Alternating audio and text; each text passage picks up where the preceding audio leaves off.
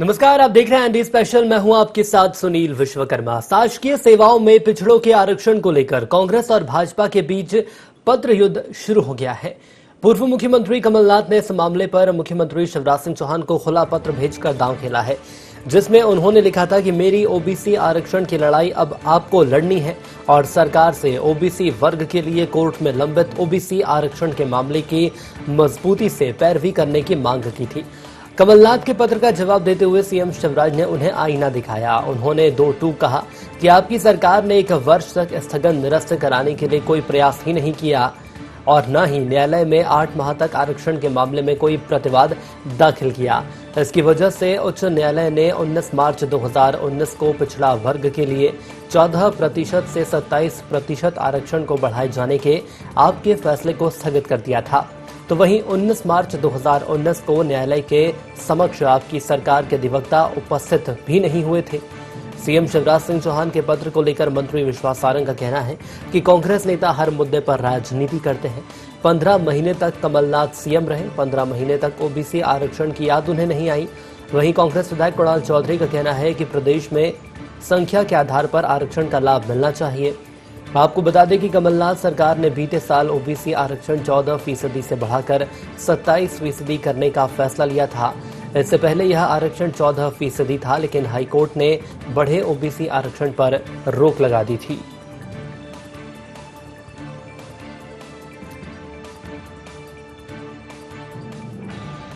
कांग्रेस के नेता अब हर मुद्दे पर राजनीति कर रहे हैं। कमलनाथ जी 15 महीने तक मध्य प्रदेश में मुख्यमंत्री की कुर्सी पर रहे और केवल 15 महीने ही नहीं, उन्होंने 40-45 साल तक लगातार मध्य प्रदेश में ऐशो आराम की राजनीति की। अब उन्हें बड़े बड़े मुद्दों पर बातचीत करने की या पत्र लिखने की याद आ रही है। 15 महीने आपको ये याद नहीं आई? और जब ये सरकार के पक्ष रखने की बात करते हैं तो 10 साल तक लगातार दिग्विजय सिंह की सरकार थी। उस समय भी कमलनाथ जी और दिग्विजय सिंह जी पूरी ताकत के साथ सरकार चला रहे थे। उस समय आपने पक्ष क्यों नहीं रखा? देश का जो जातिगत समीकरण पूरा है कि 16% एससी है, उनको 15% आरक्षण है, एसटी 21% है, उनको 20% आरक्षण है, 54% ओबीसी को सिर्फ 14% आरक्षण मध्य प्रदेश में दे रखा था। जब जनरल कैटेगरी को भी 13% जो जनरल कैटेगरी है उनको 10% आरक्षण बढ़ाया गया, तो पहली बार कमलनाथ जी ने इस प्रदेश के लोगों को 27% ओबीसी का आरक्षण दिया, जिसको लेके कोई कोर्ट में गया और कहीं ना कहीं सरकार ने जिस गलत तरीके से उसको प्रस्तुत किया, क्योंकि जिसकी जितनी आबादी उसको उतना आरक्षण का लाभ मिलना चाहिए। जब 49% से ज्यादा नहीं बढ़ सकता था तब अलग बात थी, जब इससे ज्यादा 59 हो सकता है तो 69 भी हो सकता है, पर सरकार ने इस पक्ष को नहीं रखा क्योंकि ओबीसी पे सिर्फ ये राजनीति करना चाहते, उनका भला नहीं करना चाहते और कहीं ना कहीं किस तरीके से उनके साथ अत्याचार करे, अनाचार करे, इसी चरण में काम है। तो आरक्षण पर आर पार की लड़ाई शुरू हो चुकी है और एक बार फिर सियासत में ओबीसी आरक्षण का मुद्दा लगातार गरमाता नजर आ रहा है और इस आरक्षण के वार को लेकर लेटर पॉलिटिक्स शुरू हो गई। आपको बता दें कि मैनेजमेंट गुरु कमलनाथ ने सूबे के मुखिया शिवराज सिंह चौहान को पत्र लिखा और पत्र में ओबीसी आरक्षण की मजबूती से पैरवी करने की बात कही गई है। हालांकि देखना होगा कि आईना तो दिखाया गया सीएम के द्वारा, लेकिन क्या ओबीसी आरक्षण को लेकर आगामी वक्त में कार्रवाई की जाएगी। और आइए सीधे न्यूज रूम की ओर चलेंगे, जहां हमारे साथ हमारे संवाददाता संदीप मिश्रा लाइव हमारे साथ जुड़ रहे हैं। संदीप, कैसे देखा जाए एक बार फिर यदि हम बात करें ओबीसी आरक्षण की, तो ओबीसी आरक्षण की याद आई है दोनों ही मुख्य विपक्षी दलों की। यदि हम बात कर लें तो यदि पूर्व सीएम कमलनाथ की बात करें तो पत्र जरूर लिख दिया गया है, लेकिन सीएम शिवराज ने उन्हें आईना भी दिखाया। लेकिन सवाल अब यह सामने आ रहा है, आरक्षण का मुद्दा आखिर कहां जाकर खत्म होगा? सुनील, पूरा सियासी गेम शुरू हो चुका है। 27 विधानसभा सीटों में उपचुनाव होना है, लिहाजा इन सीटों को देखते हुए यहाँ पर एक बार फिर से कहीं न कहीं आरक्षण को यहाँ पर हथियार बनाने की कोशिश की जा रही है। पूर्व मुख्यमंत्री कमलनाथ ने इस पूरे मामले को भुनाने की कोशिश की। हालांकि उन्होंने एक सार्थक कोशिश करने की भी कोशिश की थी। 14 से 27% आरक्षण का बिल लेकर के आए थे, लेकिन उसके बाद मामला न्यायालय में कहीं न कहीं लंबित हो गया, और जो कि आज तक वो लंबित है, विचाराधीन है। लेकिन अब जिस तरह से उन्होंने इस पर एक बार फिर से पत्राचार किया है, मुख्यमंत्री शिवराज सिंह चौहान से उन्होंने जवाब मांगा, और कहीं न कहीं आरोप भी सरकार पर उन्होंने लगाया कि सरकार इस पूरे मामले पर पैरवी नहीं कर रही है ठीक से। जिस तरह से सरकार को पूरी ताकत के साथ पैरवी करनी चाहिए, वो पैरवी नहीं कर रही है। तो यहाँ पर मुख्यमंत्री शिवराज सिंह चौहान ने भी 2 दिन बाद फिर पलटवार किया। उन्होंने भी पत्राचार के माध्यम से खुल करके कहा कि 8 महीने तक इसको कमलनाथ सरकार ने लंबित रखा, डिले रखा, और 8 महीने तक ना तो स्थगन ही सरकार लेकर के आई इस पूरे मामले पर। तो कहीं न कहीं इस पूरे मामले में मुख्यमंत्री शिवराज सिंह चौहान ने जो इनकी तरफ गेंद फेंकी गई थी, तो इस गेंद को फिर से एक बार कांग्रेस के पाले में मुख्यमंत्री शिवराज सिंह चौहान ने डाल दिया है। इस बात में कोई शक नहीं कि जैसे कि आपको याद होगा 2018 में विधानसभा चुनाव के दौरान मुख्यमंत्री शिवराज सिंह चौहान ने जब आरक्षण को लेकर के ही माई के लाल जैसे शब्द का इस्तेमाल किया था, और एक बार फिर से कहीं न कहीं आरक्षण की बात को उठा करके यहाँ पर कांग्रेस पार्टी, या यूं कहें कि कांग्रेस प्रदेश अध्यक्ष कमलनाथ ने यहाँ पर आरक्षण के मुद्दे को फिर से हवा देने की कोशिश की। कहीं न कहीं मुख्यमंत्री यहाँ पर शिवराज सिंह चौहान को एक बार फिर से इस पूरे मामले में घसीटने की कोशिश की। तो यहाँ पर बिल्कुल संदीप, पूरे मामले में घसीटने की कोशिश की है, लेकिन जैसा कि आपने बताया कि 2018 विधानसभा चुनाव की यदि हम बात करते हैं तो माई के लाल करके स्टेटमेंट सामने आया था सूबे के मुखिया शिवराज सिंह चौहान का, और कहीं ना कहीं वो स्टेटमेंट उन्हें भारी भी पड़ा था, उनकी सरकार को भी भारी पड़ा था, और सत्ता से बाहर जाने का एक रास्ता वो भी था, क्योंकि किसान कर्ज माफी तो दूसरे नंबर पर आती है, लेकिन पहले प्रदेश की आम जनता उनसे संतुष्ट नहीं हुई थी। लेकिन क्या उसी मुद्दे को भुनाने की कोशिश अब कांग्रेस कर रही है, क्योंकि उपचुनाव अब ठीक सामने है? बिल्कुल सुनील, देखिए आरक्षण जो है वो दुखती रग है, जो चाहे सामान्य आदमी हो या कोई भी। प्रदेश की करीब 53% आबादी पिछड़ा वर्ग है, यानी कि यहाँ पर कांग्रेस पार्टी ने दुखती रग पे हाथ रखने की कोशिश की है। जिन 27 सीटों पे चुनाव होना है, खासकर अगर हम ग्वालियर चंबल क्षेत्र की जो 16 सीटें हैं, उन पर सबसे ज्यादा पिछड़ा और दलित वर्ग का प्रभाव है, सबसे ज्यादा वोटर है यहाँ से।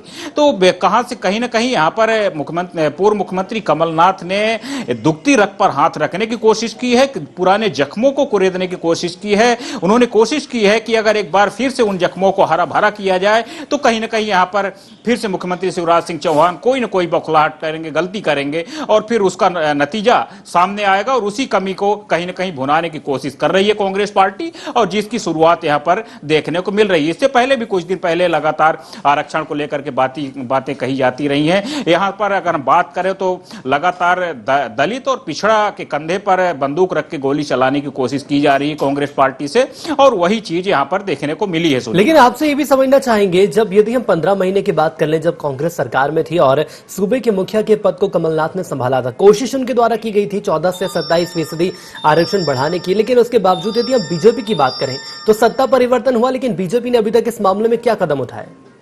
देखिए, अगर बीजेपी की बात करें तो वर्तमान में पूरा मामला कहीं न कहीं न्यायालय में लंबित है। भारतीय जनता पार्टी भी अभी इसमें कोई ज्यादा अपनी तरफ से कुछ करना नहीं चाहती, क्योंकि इस बात में कोई शक नहीं कि अगर हम सवर्णों की बात करें तो सवर्ण सरकार मध्य प्रदेश में बनाने के लिए नहीं है, इतनी संख्या नहीं है, लेकिन सरकार बिगाड़ने के लिए तो उनकी भी संख्या है। अगर हम बात करें जो ग्वालियर चंबल की अगर हम बात करते हैं 16 सीटों में, जहां पर बड़ी संख्या में हार का सामना करना पड़ा था कांग्रेस पार्टी को माई के लाल बयान के चक्कर में, तो यहां पर जो करीब 500, 1000, 1400, 2000, 3000 वोटों से जो हार मिली थी बीजेपी के उम्मीदवारों को, तो ये वही वोट थे जो सवर्णों के वोट थे, जो कहीं ना कहीं माई के लाल से प्रभावित हुए थे। तो ये सारी चीजों का असर देखने को मिला था, और वही चीज यहां पर एक बार फिर से कोशिश की जा रही है। इसीलिए पुराने जख्मों को कुरेदने की कोशिश की गई है, ताकि मुख्यमंत्री शिवराज सिंह चौहान जरूर कोई ना कोई यहां पर गलती करें, और उसका मौका फिर कांग्रेस पार्टी को मिले और उसका फायदा उठाने की कोशिश की जाए। लेकिन सवाल संदीप ये भी आ रहा है, यदि हम पिछड़ों की बात कर लें, ओबीसी की बात कर लें, या कई ऐसे वर्ग हैं जो कि अभी भी इंतजार कर रहा है कि आरक्षण मिलना चाहिए, आरक्षण की संख्या बढ़नी चाहिए, ऐसे में उपचुनाव नजदीक है और इस मामले को उठाया जाता है कांग्रेस के द्वारा, तो कहीं ना कहीं जो नकारात्मक संदेश है वो बीजेपी के पक्ष में या बीजेपी के सामने जरूर जाता नजर आ रहा है। क्योंकि यदि मैं एक आम जनता के लिहाज से सवाल करूं तो आम जनता का यही सवाल है कि सत्ता में भले ही कोई भी सरकार हो, कोई भी पार्टी हो, लेकिन हमारा इससे फायदा क्या हो सकता है? हमारे लिए सरकार ने आखिर क्या किया है? बिल्कुल सुनील, सवाल आपका यहाँ पर सही है, क्योंकि वर्तमान में सत्ता का भारतीय जनता पार्टी की है, आरोप लगाने का काम विपक्ष का होता है। यहाँ पर कोई भी बात होगी तो वर्तमान की बात की जाएगी, पूर्व की बात को हमेशा खारिज किया जाता है। और यहाँ पर वही चीज करने की कोशिश की है मुख्यमंत्री कमलनाथ, जैसे कि पूर्व मुख्यमंत्री कमलनाथ, जैसे कि अभी मैनेजमेंट गुरु के नाम से आप उनको संबोधित कर रहे थे। बिल्कुल इस बात में कोई शक नहीं कि एक बड़े नेता माने जाते हैं, मैनेजमेंट के मास्टर माने जाते हैं, गुरु को कभी उनको दर्जा दिया जाता है। और वही चीज यहाँ पर उनकी देखने को मिली है, क्योंकि वर्तमान में प्रदेश में शिवराज सरकार है, यानी भारतीय जनता पार्टी की सरकार है। लगातार आरक्षण की बात को अगर उठाया जाएगा तो कितनी भी यहां पर भारतीय जनता पार्टी सफाई दे, लेकिन बात तो वर्तमान सरकार की ही होगी, क्योंकि सरकार के पास जब हर चीजें अध्यादेश के माध्यम से अगर पास करने की कहीं ना कहीं उसकी ताकत होती है, तो यहां पर यही कोशिश की जा रही है कि अध्यादेश एक बार फिर से लाया जाए। तो मुख्यमंत्री के पास ये अधिकार होते हैं, तो यहां पर कांग्रेस पार्टी कहीं ना कहीं एक तीर से दो शिकार करने की कोशिश कर रही है। अगर शिवराज सरकार यहां पर अध्यादेश जैसे अपनी ताकत का इस्तेमाल करती है तो कहीं ना कहीं सवर्ण उसके हाथ से जाएंगे। तो ये सारी चीजें यहां पर देखने को मिल रही है। कांग्रेस पार्टी इसीलिए घेराबंदी कर रही है चारों तरफ से। अभी तो आप देखते जाइए, अभी जिस तरह से चुनाव करीब आता चला जाएगा तो ये आरक्षण का मुद्दा उतना ही ज्यादा गहराता चला जाएगा, वही गंभीर होता चला जाएगा, क्योंकि उसी के नेव पर यहां पर पूरा चुनाव लड़ा जाएगा। जी बिल्कुल, लेकिन यदि हम यहाँ बीजेपी की बात कर लेते हैं संदीप, तो आप कैसे देख रहे हैं बीजेपी के द्वारा आखिर क्या स्टैंड लिया जा सकता है? क्या बीजेपी के द्वारा यही स्टेटमेंट सामने आएगा कि न्यायालय में मामला लंबित है और इसी का हमें इंतजार करना होगा, या वाकई में जमीनी स्तर पर कोई परिवर्तन या कोई समीकरण बीजेपी बनाती नजर आएगी? देखिए, इस समय पर बीजेपी या सरकार दोनों को हम कहें तो डिफेंसिव मोड में है। भारतीय जनता पार्टी इस समय पर कोई भी ऐसी गलती नहीं करना चाहती जिसका खामियाजा उसको 27 सीटों में होने वाले उपचुनाव में पड़े, क्योंकि इस समय पर अगर आरक्षण को लागू भी कर दिया जाता है पूर्ण रूप से, तो वो कहीं ना कहीं भारतीय जनता पार्टी के लिए तब भी घातक साबित होगा। अगर इसको लंबित रखती है सरकार तो कहीं ना कहीं एक बार उम्मीद की किरणें बनी रहती हैं। अगर हम पिछड़े वर्ग की बात करें तो उसको आशा और उम्मीद दिखाई जाएगी लगातार, और कोर्ट पर एक तरह से निशाना साधा जाए कि कोर्ट के पास मामला लंबित है, कोर्ट के पास पूरा मामला है, इसलिए अभी सरकार इस पे कुछ नहीं करना चाह रही है। सरकार इस पे पूरा फैसला कोर्ट करेगी। तो कहीं ना कहीं अगर भारतीय जनता पार्टी की बात करें तो वो यहां पर पूरा कोर्ट के हिसाब से बात करेगी, कोर्ट का ही यहां पर जवाब दिया जाएगा, उसी को काउंटर किया जाएगा। लेकिन कांग्रेस पार्टी के पास यहां पर चारों तरफ से निशाना साधने के लिए समय है। कांग्रेस की वही चीज यहां पर देखने को मिल रही है और वही रणनीति लगातार अपनाई जा रही है। संदीप, यहां पर आपने एक शब्द का इस्तेमाल किया था, वो है डिफेंसिव। मैं आपसे ये समझना चाहूंगा, डिफेंसिव मोड पे बीजेपी जरूर है, लेकिन यदि हम कांग्रेस की बात करें तो कांग्रेस अब एग्रेसिव नजर आ रही है। और जिस तरह से कमलनाथ के द्वारा कदम उठाए गए थे आरक्षण को बढ़ाने का, कहीं ना कहीं जो उपचुनाव होने वाला है उस क्षेत्र की जो जनता है, एक सॉफ्ट कॉर्नर जरूर उन्होंने डेवलप किया होगा, क्योंकि आम जनता का यही सोचना है कि चलिए यदि कमलनाथ ही सीएम होते तो हो सकता था कि आज तस्वीर कुछ और होती। बिल्कुल इस बात में कोई शक नहीं, क्योंकि पूर्व मुख्यमंत्री कमलनाथ इसमें आरक्षण के बिल को तो लेकर के आए थे, इस बात में कोई शक नहीं। कांग्रेस पार्टी के पास आधार है, बेस है। जनता के पास जब जाएंगे तो जनता से ये कह सकेंगे, जो पिछड़ा वर्ग है उससे जरूर कह सकेंगे कि वो बिल को लेकर के आए थे, लेकिन मामला कोर्ट में लंबित हो गया। हालांकि भारतीय जनता पार्टी यहाँ पर लगातार इसीलिए डिफेंस कर रही है और इसीलिए लगातार आरोप लगा रही है कि इस पूरे मामले में पैरवी नहीं की गई। 8 महीने तक मामले को कहीं न कहीं डिले किया रखा गया, सही तरीके से वकील सरकार की ओर से, तत्कालीन सरकार की ओर से नहीं रखे गए, जिसके कारण ये मामला लगातार डिले होता चला गया और अभी तक न्यायालय से फैसला नहीं हो पाया। कांग्रेस पार्टी फिलहाल कहीं ना कहीं यहाँ पर एक कदम आगे है फिलहाल भारतीय जनता पार्टी से, क्योंकि विपक्ष में है कांग्रेस पार्टी और जिस तरह से और आरक्षण के मुद्दे को लेकर के लगातार हवा देने की कोशिश कर रही है कांग्रेस पार्टी, तो इस बात में कोई शक नहीं है कि फिलहाल भारतीय जनता पार्टी की तुलना में, या यूं कहें कि शिवराज सरकार की तुलना में, कांग्रेस यहां पर आगे। चलिए, कांग्रेस यहां पर आगे है, साहब का कहना है। मैं आपको रोकना चाहूंगा। बीजेपी से हमारे साथ मीडिया पैनलिस्ट कृष्ण गोपाल पाठक साहब जुड़ चुके हैं। पाठक साहब, बहुत स्वागत आपका इंडिया 24 में। नमस्कार पाठक साहब, मैं आपसे समझना चाहूंगा, ओबीसी आरक्षण की लड़ाई एक बार फिर सामने आ गई है और पत्राचार किया गया है पूर्व सीएम और सीएम के द्वारा। अब समझने वाली बात यह है कि कमलनाथ का यह मानना है कि ओबीसी आरक्षण की लड़ाई अब आपको लड़नी है, ऐसा बीजेपी के लिए कमलनाथ ने पत्र लिखा है। मैं आपकी प्रतिक्रिया चाहूंगा कि इस मुद्दे पर आने वाले वक्त में क्या तस्वीर आप देख रहे हैं? देखिए, कमलनाथ जी और कांग्रेस पार्टी की आदत बन गई है मामले को बिगाड़ना, मामले को खत्म करना, लोगों की भावनाओं के साथ खिलवाड़ करना। मैं उदाहरण में एक ऐसा मामला भी बताऊंगा, साथ में इस मामले पर भी जवाब दूंगा। हम सबको ध्यान है, मनमोहन सरकार में कमलनाथ जी कैबिनेट मंत्री हुआ करते थे। उस समय मनमोहन सरकार ने देश के हिंदुओं की भावना से खिलवाड़ करते हुए सुप्रीम कोर्ट में यह हलफनामा दायर किया था कि राम सेतु और भगवान राम का कोई वास्तविक अस्तित्व नहीं है, यह एक काल्पनिक पात्र है, किसी कवि की कल्पना है। वास्तव में इस दुनिया में श्री राम नाम का व्यक्ति ना आया है ना जन्म लिया है। और जब सुप्रीम कोर्ट ने राम मंदिर बनाने के पक्ष में फैसला दिया तो आज कमलनाथ जी और कांग्रेस पार्टी उसका श्रेय लेने के लिए तैयार बैठे हैं कि हम भी चाहते थे कि भगवान श्री राम का वहीं पर मंदिर बने और हम उसका स्वागत करते हैं। तो यह होता है लोगों की भावना के साथ खिलवाड़ करना और झूठी ब्रांडिंग करना।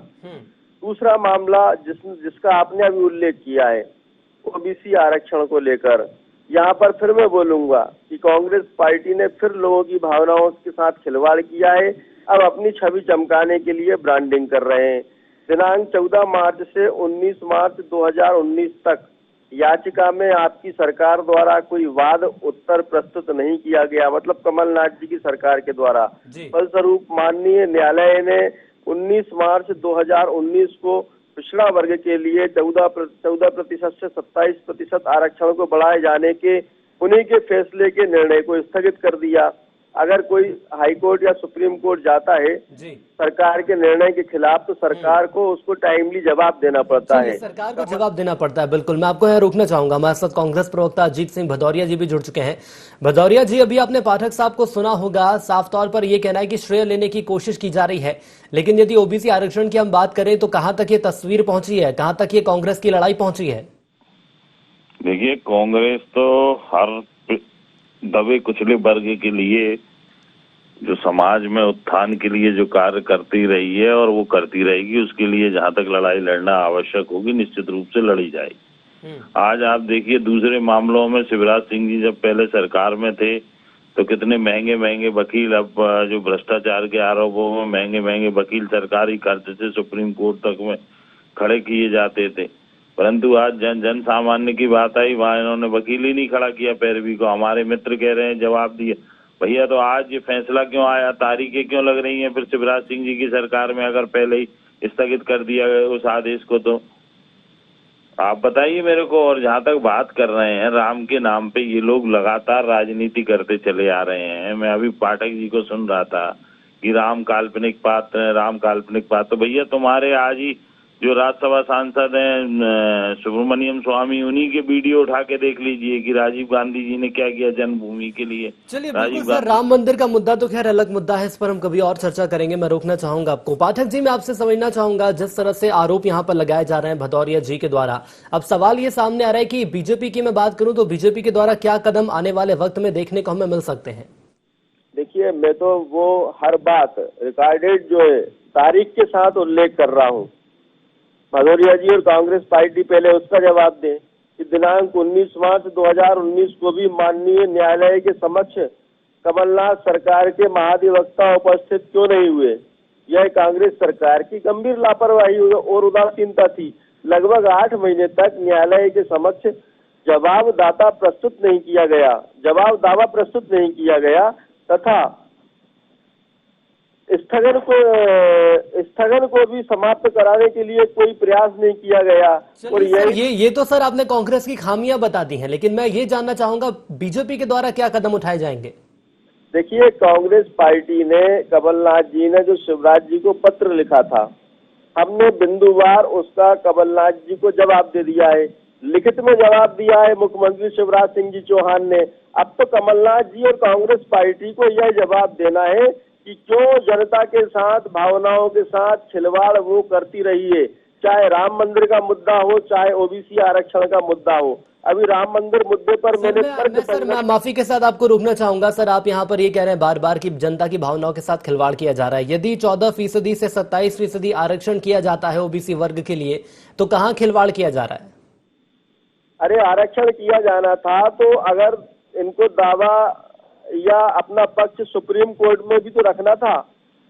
सुप्रीम कोर्ट डेट पर डेट, तारीख पर तारीख देता चला गया। मध्य प्रदेश सरकार ने तारीख आखिर क्यों मिल रही? मैं रोकना चाहूंगा आपको, अजीत जी से इसका जवाब ले लेंगे। अजीत जी क्या कहेंगे आप? देखिए, अगर कांग्रेस सरकार की, कांग्रेस पार्टी की मंशा नहीं होती तो ये 27% तक क्यों ले जाती। मैं तो सीधे सीधे एक प्रश्न पूछिए हमारे मित्र से, पाठक जी से, क्या भारतीय जनता पार्टी ये चाहती है कि पिछड़े वर्ग को 27% आरक्षण मिले? हाँ या ना में जवाब दे, पूछ लीजिए आप इनसे, तो फिर उसके बाद अपन आगे चर्चा करें। क्या वो चाहते हैं कि 27% आरक्षण मिले? पूछ लीजिए। ये दलितों को जो प्रमोशन में आरक्षण का मामला अटका रखा है, वो भी, उसमें भी कांग्रेस पार्टी को क्या दोषी ठहराओगे पाठक जी? ये भी पूछ लीजिए आप। उसको मामले को किसने उलझा के रखा है, जिससे आज प्रदेश के लाखों कर्मचारी अधिकारियों का प्रमोशन आज अटका हुआ पड़ा है, कई लोग रिटायर्ड हो गए बिना प्रमोशन के। ये सब चीजें पूछिए आप इनसे कि क्या ये 27% आरक्षण चाहते हैं कि नहीं, हाँ या ना में डायरेक्टली जवाब। चलिए इसका जवाब ले लेंगे। पाठक जी, क्या प्रदेश की आम जनता उम्मीद कर सकती है कि आरक्षण मिलेगा प्रदेश की आम जनता को?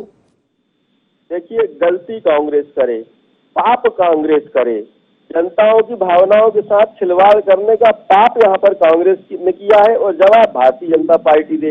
पहले तो सत्ता में तो सर आप लोग हैं और उम्मीद आपसे ही की जा रही है। ओबीसी वर्ग की यदि मैं बात करूं तो उम्मीद तो यही की जा रही है कि हाँ हमें आरक्षण मिलेगा, और यदि मिलेगा तो कब मिलेगा, इसी का जवाब चाहती है आम जनता। आप मेरी बात सुनिए, आप गलती कांग्रेस करे, जनता की भावनाओं से खिलवाड़ करने का पाप कांग्रेस पार्टी करे, वो जवाब भारतीय जनता पार्टी दे। पहले तो कांग्रेस पार्टी ने जो पाप किया है, कांग्रेस पार्टी उसको माने कि हमने गलती की है। हम क्यों सुप्रीम कोर्ट में अपनी सरकार का पक्ष प्रस्तुत नहीं कर पाए? कमलनाथ सरकार क्यों सुप्रीम कोर्ट में महाधिवक्ता को खड़ा नहीं कर पाई? कमलनाथ सरकार सुप्रीम कोर्ट के बार बार जवाब मांगने के बाद भी अपना जवाब प्रस्तुत सुप्रीम कोर्ट में क्यों नहीं कर पाई? क्यों कमलनाथ सरकार ने यह पाप किया है? क्यों कमलनाथ सरकार ने जनता के साथ खिलवाड़ किया है? अब पाप कमलनाथ सरकार करे, गलती कमलनाथ सरकार करे और कांग्रेस पार्टी करे। लेकिन सर सवाल ये सामने आ रहा है कि यदि हम बात करते हैं आम जनता की, तो आम जनता अभी भी उम्मीद कर रही है। वक्त की मेरे पास कमी है। भदौरिया जी से एक अंतिम प्रतिक्रिया मैं लेना चाहूंगा। भदौरिया जी क्या कहेंगे? क्या सीधे तौर पर कहा जा सकता है कहीं ना कहीं पुराने जो जख्म है उन्हें कुरेदने की कोशिश कर रही है यहाँ पर? कोई जख्म कुरेदने का कोशिश नहीं कर रही है। भारतीय जनता पार्टी की नीति रीति साफ है। इनके जो पितृ पुरुष है मोहन भागवत जी, उन्होंने साफ कह दिया कि दलित और पिछड़े वर्ग, दबे कुचले समाज के वर्ग को उत्थान के लिए कोई कार्य नहीं करना। उन्होंने आरक्षण पे साफ तौर पे नकार दिया था बिहार चुनाव के समय। वही स्थिति आज निर्मित है। हमारे भारतीय जनता पार्टी के मित्र कह रहे हैं कि कांग्रेस जो पाप करे, अरे पूछ रहा हूं भाई कि आरक्षण देना चाहिए। अगर आरक्षण 27% देने के पहल की तो क्या पाप किया कांग्रेस ने? आप उसका जवाब नहीं दे रहे हो। की यहाँ पर बात की जा रही है, लेकिन सवाल ये सामने आ रहा है कि प्रदेश की आम जनता और ओबीसी वर्ग की यदि मैं बात करूं जो अभी भी आरक्षण का इंतजार कर रही है, हालांकि अभी भी सवालों के संदेह घेरे में ही है कि क्या उन्हें लाभ मिलेगा या नहीं मिलेगा, आने वाले वक्त में साफ हो जाएगा। बहरहाल आप दोनों हमारे साथ जुड़े इसके लिए आपको बहुत धन्यवाद। एक बार फिर न्यूज रूम की ओर चलेंगे। संदीप लगातार हमारे साथ जुड़े हुए हैं। संदीप, अंतिम प्रतिक्रिया में आपकी चाहूंगा। आपने बीजेपी और कांग्रेस दोनों को ही सुना, लेकिन क्या कोई समीकरण बनते नजर आ रहे हैं ओबीसी वर्ग के लिए? सुनील, कोई भी समीकरण यहाँ बनने वाले नहीं है। फिलहाल सियासी पूरा मामला है। उपचुनाव सामने है, 27 सीटों पर है और उसी के आधार पर यहाँ पर अगली सरकार उन्हीं 27 सीटों पर टिकी हुई है। तो यहाँ पर फिलहाल कहीं न कहीं आरक्षण को लेकर के यहाँ पर पूरा गेम खेला जा रहा है भाजपा और कांग्रेस की तरफ से। तो यही देखना यही है कि शय और मात के इस खेल में किसकी शय होती है, किसकी मात होती है। फिलहाल यहाँ पर कांग्रेस पार्टी लगातार दांव पर दांव खेल रही है। डिफेंस में यहाँ पर भारतीय जनता पार्टी है, क्योंकि भाजपा फिलहाल सत्ता में है। भाजपा फिलहाल अभी कुछ ज्यादा कर भी नहीं सकती। तो अब यही दिलचस्प रहेगा कि आगे क्या ऊंट किस कर बैठता है। चलिए, जीत किसी की भी हो, लेकिन यदि हम हार की बात करें तो आम जनता है, हार का इंतजार कर रही है और देखना होगा कि आम जनता को आखिर कब आरक्षण का फायदा मिलेगा। हमारे साथ जुड़ने के लिए आपका बहुत धन्यवाद। तो कमलनाथ का साफ तौर पर यह कहना है कि ओबीसी आरक्षण की जो लड़ाई मैंने लड़ी है, अब उसे आपको आगे बढ़ाना है, बीजेपी को आगे बढ़ाना है। हालांकि सीएम शिवराज के द्वारा आईना जरूर दिखा दिया गया है, लेकिन देखना भी होगा कि उपचुनाव में ओबीसी आरक्षण का मुद्दा कितना गरमाएगा और किस राजनीतिक पार्टी को इसका फायदा होगा। इसी के साथ एंड स्पेशल में आज के लिए इतना ही। दीजिए इजाजत, नमस्कार।